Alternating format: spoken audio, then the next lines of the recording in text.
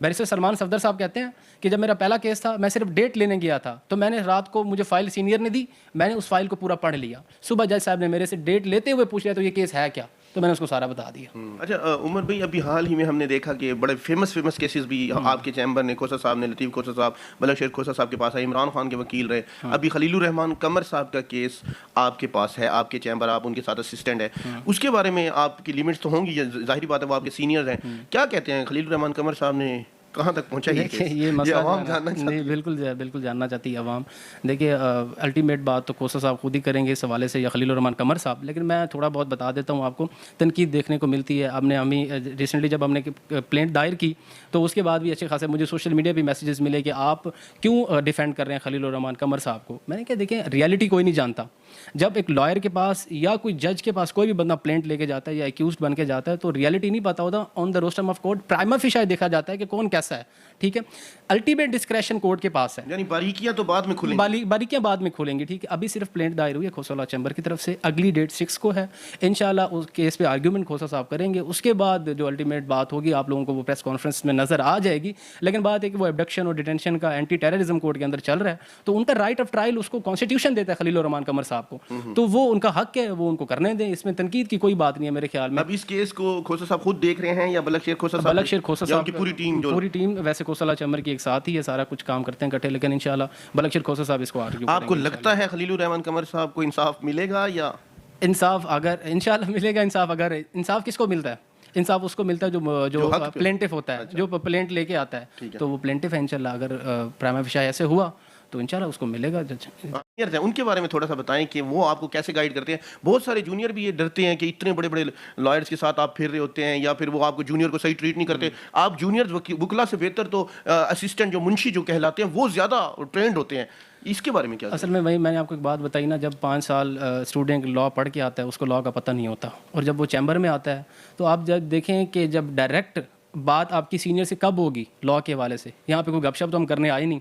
जो हमारे सीनियर हमसे बात करेंगे, कुछ इररेलेवेंट बात तो हमने करनी नहीं है। बात हमने करनी है लॉ के हवाले से, केस के हवाले से, रिसर्च के हवाले से, ड्राफ्टिंग के हवाले से।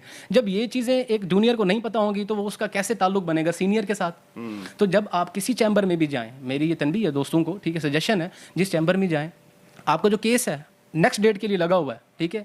बैरिस्टर सलमान सफदर साहब कहते हैं कि जब मेरा पहला केस था, मैं सिर्फ डेट लेने गया था, तो मैंने रात को, मुझे फाइल सीनियर ने दी, मैंने उस फाइल को पूरा पढ़ लिया। सुबह जज साहब ने मेरे से डेट लेते हुए पूछ लिया तो ये केस है क्या, तो मैंने उसको सारा बता दिया।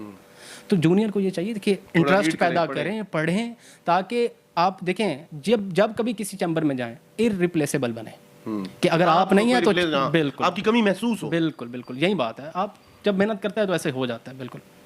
अच्छा, आखिर में उमर भाई ये सवाल मैं हर वकील से करूंगा, जहां मेरी अदालतों में या कानून नाफिज करने वाले इदारों में क्योंकि मेरे शहर का ये दर्द है, 1200-1300 वकील हैं डीजी खान में, क्योंकि हम उस वसेब से हैं। बिल्कुल।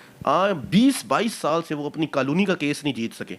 जब वो खुद अपना केस नहीं जीत सके तो फिर वो कैसे दूसरों को इंसाफ दिलाएंगे? कितने बार के सदर आए आपके सामने? देखिए, मैं वही उसके बारे में थोड़ा सा पढ़ा है आपने या सुना है? मैं बताता हूँ आपको इस बारे में।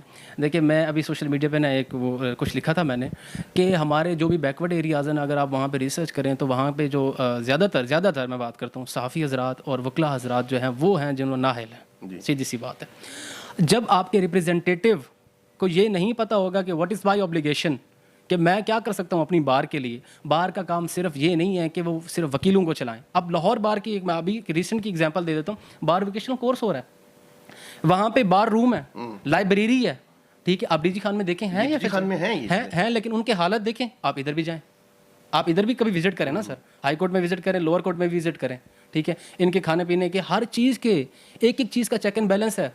हर चीज़ अगर यहाँ पे कोई प्रॉब्लम है उसी वक्त स्ट्राइक होता है, ठीक है। और एशिया की सबसे मोस्ट बिल्कुल पावरफुल। तो जो छोटी बार एसोसिएशन है ना, उनका ये हक है कि वकला के मफाद के लिए आप स्टैंड करें। जैसे आप कॉलोनी की बात कर रहे हैं, तो कॉलोनी के साथ साथ और भी बहुत सारे राइट्स हैं, उनको मिलने चाहिए। अच्छा उमर भाई, बहुत सारे आखिरी सवाल, बहुत सारे सीनियर वकला जो हैं जूनियर यंग वकला को, यानी कि यंग जो होते हैं, यंग आपकी वो एसोसिएशन भी होगी, जैसे वाईडी है, यंग डॉक्टर्स एसोसिएशन है, यंग लॉयर्स एसोसिएशन भी है, बनती है, इनको दबा दिया जाता है, मतलब आगे नहीं आने दिया जाता है, एक स्ट्राइक सी बन जाती है, सीनियर जूनियर का एक फ़र्क हो जाता है। उसको कैसे आप लोग मैनेज करेंगे, या जूनियर को वकला को या अपने जो नए आने वाले वकला को वो क्या कहेंगे कि सीनियर कोई बला नहीं है, हवा नहीं है, खा जाएगा, क्या कहेंगे? अभी ना इसमें भी एक रेड सिग्नल मिला, ग्रीन सिग्नल मिला है, सॉरी। अभी ना रिसेंटली 2 मंथ्स पहले लाहौर बार एसोसिएशन ने एक इलेक्शंस कंडक्ट कराए हैं जो यंगस्टर्स के लिए अच्छा। ठीक है। उसमें वो ये है कि YLF का सदर भी बन गया है, उनकी पूरी एक बॉडी बना दी गई है जो सिर्फ यंगस्टर्स को रिप्रेजेंट करेंगे। और पंजाब बार काउंसिल इस चीज़ पे काम कर रही है कि हर बार काउंसिल के अंदर एक यंग लॉयर्स का अलहदा से फोरम बनाया जाए, ठीक है। यहाँ पे ऑफिस भी बना दिया गया सिविल कोर्ट्स के अंदर, और वहाँ यंग वकला बैठेंगे। जी वकला बैठेंगे। और इंशाल्लाह मुझे उम्मीद है कि पंजाब बार काउंसिल इस इनिशिएटिव को पूरे जो डिविजनल हेडक्वार्टर्स है वहाँ पे भी यहाँ पे प्रमोट करेंगे, ठीक है। और जो यंग लॉयर्स आते हैं, देखिए ये तो पॉलिटिक्स ही है ना बार की, ठीक है, लेकिन पॉलिटिक्स को आप डायरेक्ट हिस्सा नहीं लेना चाहिए पॉलिटिक्स के अंदर। आप सबसे पहले चैम्बर में आके काम सीखें, ना कि आप पॉलिटिक्स में बढ़ जाएं, ठीक है। तो यही है कि जब आप ग्रूम कर लेते हैं अपने आप को तो फील फ्री कि आप अपने आप को रिप्रेजेंट कर सकें एज ए मतलब कि बार एसोसिएशन के रिप्रेजेंटेटिव तौर पे। जब पाकिस्तान पे कभी भी मुश्किल वक्त आया, वकला ने स्टैंड लिया तो ही मसाइल हल हुए, चाहे परवेज़ मुशर्रफ का दौर हो, चाहे उससे पहले दौर हो, मतलब अली अहमद कुर्द साहब की, जस्टिस इफ्तिखार साहब की जो स्ट्राइक्स थी। इस बार वकला को उठाया भी गया, मारा भी गया, फेंटियाँ भी लगी, लेकिन वकला बाहर नहीं आए।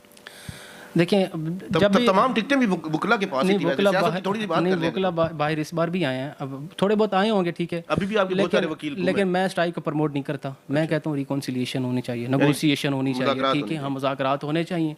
देखें किसी भी चीज़ का हल तसादम में नहीं है, ठीक है। अब तसादम में जाएंगे तो उसके रिप्रिकॉशंस जो हैं वो बिल्कुल जो बेहतर नहीं होते स्टेट के लिए, ठीक है। तो वकला हज़रात भी इस चीज़ को समझते हैं, ठीक है। अब अगर जो अभी लाहौर का एक मसला चल रहा था कोर्ट्स का, मॉडल टाउन कोर्ट्स का, उधर सिविल अपॉइंटमेंट्स हुई थी जजेस की, तो यहाँ पे स्ट्राइक पे निकले थे। 3 महीने स्ट्राइक रही है यहाँ पे, 3 महीने यहाँ पे स्ट्राइक रही है। तो उसके बाद एक डायलॉग के जरिए उस चीज़ को हल कर लिया गया। लेकिन यही चीज़ बेहतर होती है एक सोसाइटी के लिए कि आप एक डायलॉग से हल करें इस चीज़ को। मेरे ख्याल में इस चीज़ को आपको सराहना चाहिए कि अगर कोई स्ट्राइक नहीं होती, ठीक है, चलता रहता है।